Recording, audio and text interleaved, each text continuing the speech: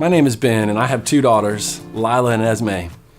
And I remember pretty vividly the day we brought our first child, Lila, home from the hospital. I looked at my wife, Holly, and I said, that was great, at least for me. What do we do with her now? Like, it seemed insane to me that the doctors and nurses would allow Holly and us to be in charge of this person, this human's life, like indefinitely. I think the best word to describe my first impression of parenting would be overwhelming, for sure. I'm overwhelmed with love, overwhelmed with responsibility, overwhelmed with exhaustion, overwhelmed with Google searches. How to swaddle, that was my first Google search. Then I moved on to other things like how to put a baby in a doorway jumper without regretting it forever. Maybe that was just me. By the way, doorway jumpers, terrible idea. Look, parenting, it's overwhelming. I mean, some of us deal with that in different ways. We read books, we ask for the advice of a professional, we reach out to friends or family members who are a little bit down the road from us. We call our moms and say, Mom, how did you keep us alive? We read online forums, not a good idea, by the way. Don't read those. At one point, I got so desperate that I got on Pinterest. Yes, me, a male husband, got on Pinterest for parenting help. Look, there is plenty of advice out there. But then, like, even that can be overwhelming, right? I mean, the sheer volume of ideas and theories and guidelines, it's enough to make you want to quit before you even start. I've been there. I mean, every parent has probably been there. But today I want to give you one thing to focus on, just one thing to think about when it comes to raising your children. I know there's a lot that you could, but I'm just going to give you one thing. If you can get this concept, we think it will narrow the scope of your focus. And maybe over time, it'll ease some of the overwhelming feelings that we all deal with. In Deuteronomy 6, chapter 6, verses 5 through 7, Moses gives some parenting advice. And here's what he said. He said simply, love the Lord your God with all your heart and with all your soul and with all your strength. These commandments that I give you today are to be on your hearts. Then he says, impress them on your children. Talk about them when you sit at home and when you walk along the road and when you lie down and when you get up. That's simple. Moses doesn't begin a debate on whether or not you should let your child cry it out or not.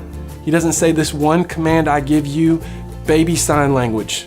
He doesn't talk about how much television kids should watch. No, Moses says, look, he tells the people the most important thing they can pass along to their child is a love and knowledge of their Heavenly Father. And so we think, oh, that's so obvious. Of course I'm going to pass that on. But it's easy, isn't it, to get caught up in all the day-to-day tasks involved with parenting. And it's so easy to lose sight of this simple truth. Outside of them knowing they are loved, nothing is more important than your child's faith. Nothing is more important than living a life that shows your child that their Heavenly Father created them and loves them and desperately wants a relationship with them. So instead of asking yourself, what do you want your child to do? What if you asked yourself, who do I want my child to be? There was a season of my life when I used to go running with my brother-in-law, Tim. Now, to Tim, running is easy and fun, okay? He's one of those people. To me, running is terrible and hard. I'm one of those people, okay? He's one of those guys who can carry on effortless conversations while he runs. I hate people like that. I'm gasping for air. I'm grunting. I'm trying to hide the fact that I'm crying. But one day, while I was doing what I did best, which was complaining to Tim that I couldn't go any farther, he said, look, why don't you just look up and find a landmark way off in the distance? Just focus on making it there. And so that's what I did.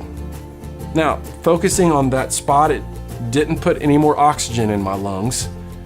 Didn't make me any happier about running, but it did help me push through because I kept the destination in focus.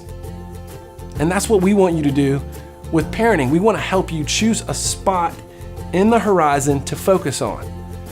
And so at the end of this video, here's what we'd love. We'd love for you to sit down and write a description of the type of person you'd like your child to grow up to be. Do you want your child to be forgiving? Do you want your child to be generous, a good friend, a hard worker, compassionate, determined, loyal? We want you to choose 3 to 5 words. Now, you're going to share these during the baby dedication event, so we want you to make sure that you write them down, write them out. Now, I realize, and I would probably be like this, some of you are going to look at this list and start getting overwhelmed all over again. You're thinking, whoa, wait a minute. I'm just trying to get my daughter to sleep longer than 3 hours a night.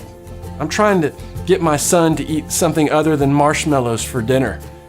And you want me to focus on teaching them how to be compassionate? That's not what this list is. This list, it's your ultimate destination. Let your periphery take care of the little things, but let this list navigate the big moments and the big decisions. Because look, right now is important. And the crazy, overwhelming moments along the way are important. But while you are surviving those, we want you to keep a bigger picture in your mind. And here's what we want it to be. The person that your amazing son or daughter can become. Focus on that.